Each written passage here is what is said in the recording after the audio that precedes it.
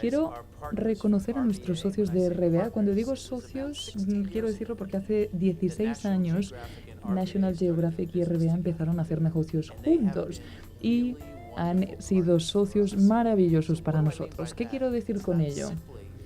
No es simplemente que nosotros les demos cosas que pueden vender en los mercados en los que están presentes, sino que el personal de RBA ha sacado ideas maravillosas que pudimos utilizar y que podemos utilizar en los Estados Unidos, y el resto de socios que tenemos en todo el mundo también pueden utilizar estas ideas innovadoras. Así que me atrevería a decir que Jordi Martí y su socio Ricardo Rodrigo son los socios más emprendedores que hemos tenido en National Geographic. Muchas gracias por haberme invitado esta noche. Somos una organización de exploración, una organización científica que ha utilizado una revista durante mucho tiempo para contar nuestras historias. La cara de National Geographic es esa portada amarilla, pero no es el alma de National Geographic. National Geographic es la exploración del mundo. Si pensamos en todos los exploradores a los que hemos financiado y apoyado, Jacques Cousteau, Jane Goodall, recientemente Jim Cameron, el director de cine.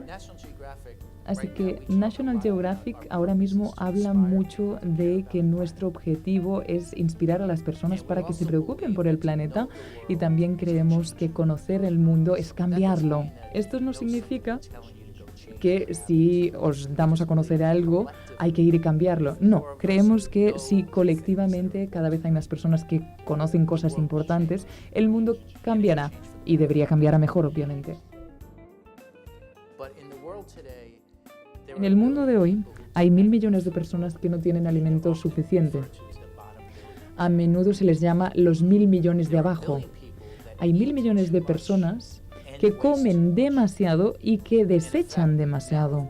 Y de hecho la cantidad de desechos de los 1.000 millones de arriba sería capaz de alimentar a los 2.000 millones de abajo. Hay una organización que seguramente conocen que es el World Wildlife Fund. Y la preocupación principal de esta organización es la agricultura. Y se plantearán, ¿por qué la agricultura? Bueno, porque se preocupan por los animales y por los hábitats de los mismos, y ven que la amenaza principal para los hábitats animales es el deseo de conseguir más tierra para cosechar. Es decir, que hay muchos esfuerzos que se están haciendo a día de hoy para trabajar estos temas. Como National Geographic, si nos planteamos el cómo seguir avanzando, pues nosotros les llevamos el mundo a las personas y ayudamos a las personas con anterioridad a visitar sitios en los que nunca han estado. Y esto lo vamos a seguir haciendo, será parte de nuestra esencia. Pero otra cosa que tenemos que hacer es que la gente comprenda estas preocupaciones, y no solo las medioambientales. Es decir, que si pensamos en National Geographic en sus próximos 125 años, nos gustaría pensar que seremos apreciados, que conseguiremos ejercer una influencia. Lo hemos sido en los primeros 125 años, y en adelante creemos que tenemos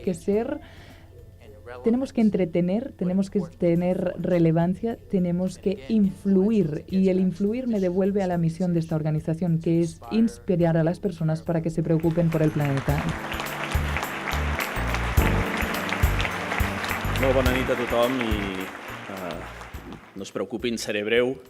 Només vull agrair en primer lloc a RBA la capacitat de convocatòria per un acte cultural d'aquestes característiques aquí a la ciutat de Barcelona. Abans de pujar, algú em preguntava aquest auditori RBA com situaríem a la ciutat de Barcelona des d'un punt de vista d'activitat cultural. Doncs bé, és un dels principals nuclis avui ja generadors d'activitat cultural d'interès científic, i em sembla que la conferència d'avui és ben evident. Si som capaços de mantenir aquest esperit del Sequoia, de tenir les arrels ben profundes, de resistència i de persistència, i també d'ambició cap en amunt, jo crec que la societat catalana i barcelonina en concretament tindrem molt de guanyat. Moltes gràcies a tots vostès per la seva atenció, i moltes gràcies també a RBA per aquest acte de magnífic. Gràcies.